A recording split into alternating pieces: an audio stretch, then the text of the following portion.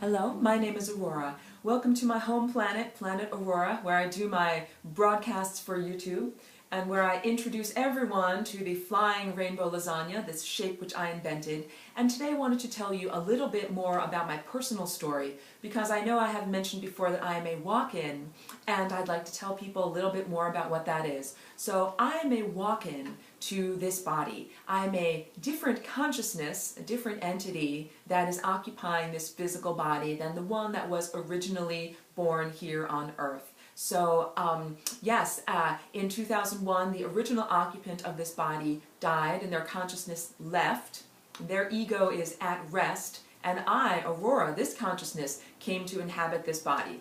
Far from being a body snatcher or any kind of invader or whatever entity that one must be concerned about, I am here as part of a soul contract, certainly here by invitation and certainly allowed to be here inhabiting this form. And this is a very important distinction to make because this was definitely a consensual inhabitant changeover of inhabitants that happened. And yes, if I hadn't come into this body, it certainly would not be animated anymore. I also like to say that I'm here only through the grace of God because the body was damaged and would not have been able to support consciousness except that it was kept alive through God's grace. And this is my personal story, so I do choose to use the word God, even though I know some people cannot accept that into their belief system.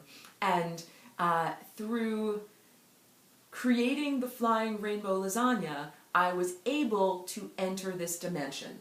So, that's why this story is important when you learn about the Flying Rainbow Lasagna. This is a portal into multidimensionality, or a way to get into another dimension.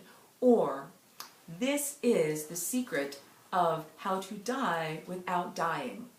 Another interesting thing for me to note is that many people do not know about or believe in or have proof of an afterlife or an existence external to the physical experience. However, it certainly exists. Just because you might not see something or might not know about it or have your fingers in your ears does not mean it doesn't exist, and it doesn't safeguard you from the challenges, because I have said on previous broadcasts that one of the purposes for being in the physical body is to grow the non-physical anatomy, the non-physical energy centers and systems, ta-da, like these, that are your wings in an abstract reality. They are your mental wings that you use to fly or navigate through oceans of time. This is the idea of the Tibetan Bardo. This is the idea of crossing the Duat. It is the idea of when one leaves the physical body, that one has a non-physical vehicle that it is necessary to know how to control so that you may transit across that experience to get to the next place. So this is part of the teaching of many different spiritual and esoteric traditions. Not something that I invented, but definitely something that I experienced as I transited here. However, this is an invention or a creation that allowed me to come here. And it is by changing or stretching or redefining the limits of one's energy body that one can achieve this shape. If one person can do it, other people can do it. It is like saying these are rules of the universe. The rules of the universe are very much like the rules of mathematics. It's very consistent. You can't, as you build in structure on the previous levels, you cannot contradict any of the previous levels. So there are the basics, like in math, 1 + 1 = 2. That's a basic. When you get up here in the formulas, you can't make a formula that says 1 + 1 = 10, because that would contradict what's going on down here. So in working with the universe, and there are universal laws, the universal laws are very much like laws of physics or the law of gravity. It doesn't have to be enforced by police or a legal justice system.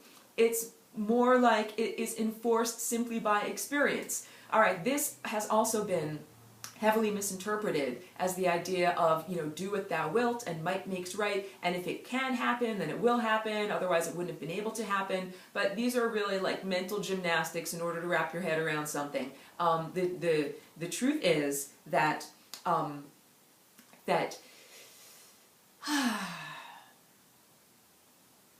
the truth is that things exist, that things are created. It is part of a system that has already been in existence, and that one's experience is following that formula of laws that have already been in place. And this is universally applied to every single consciousness, living being, and particle that exists, not just a human or a being in the third dimension. The Flying Rainbow Lasagna is a new chapter or an amendment to these laws of the universe, and it allows for greater mobility. It allows for greater freedom.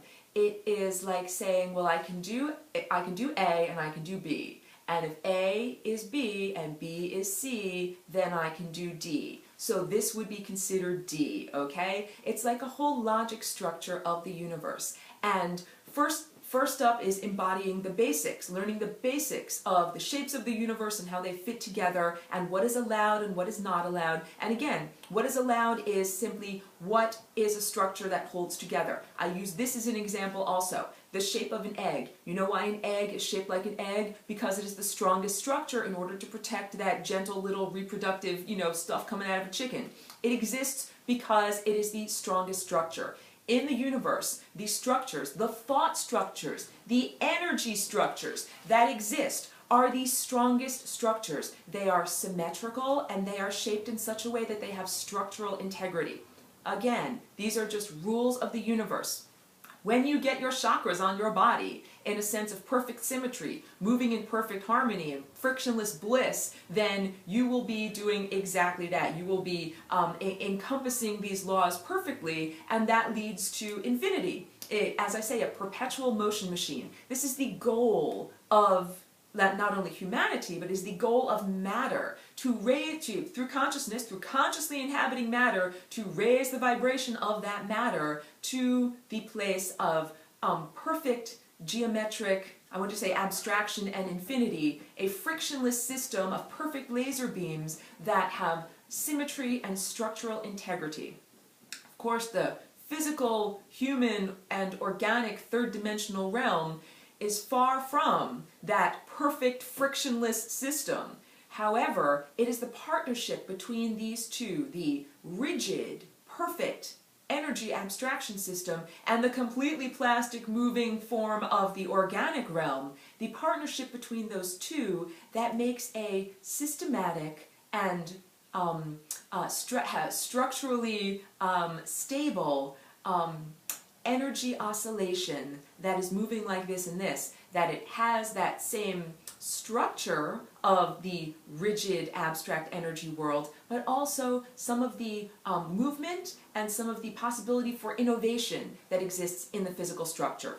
And I'm ending this broadcast right now just with this image. This is that combination of the rigid, abstract, physical laws of the universe and also the wonderful possibilities that exist in the organic realm of things that are unpredictable. That this is that beautiful, strong, symmetrical, oscillating shape, that you can make this shape with your DNA. You can make this shape with your non-physical energy centers. And you can make this shape with your mind. And in doing so, you can essentially enter into a broader dimension, that this will open up a broader experience to your consciousness. That's an excellent place to end for right now. Again, thank you so much for joining me on my home planet, and please tune in for more lessons for full spectrum humans.